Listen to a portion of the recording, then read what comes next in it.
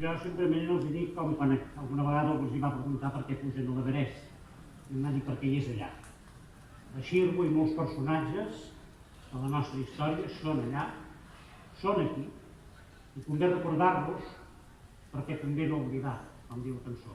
Convé recordar el que van patir aquestes persones, però sobretot el compromís que van adquirir no només amb el teatre, sinó amb la societat i amb el seu compromís professional.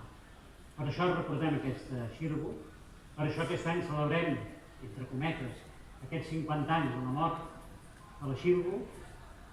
El 1988 van tornar les seves restes, es va erigir un panteó, un talaiot a Molins de Rei, i curiosament, parlant amb gent de Molins de Rei, parlant amb polítics de Molins de Rei, em deien és que a Molins no coneixen la Xirgo. I jo els deia, esclar, si els polítics no fan la seva feina, qui ensenyarà, qui explicarà als nanos de les escoles, al carrer, qui són els nostres grans personatges. No els podem oblidar. Per això us convidem a cantar un altre cop aquesta manera de la Xirgo.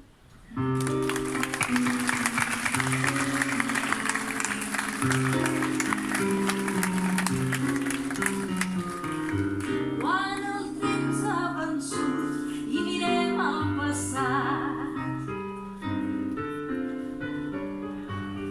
la memòria és el joc per poder recordar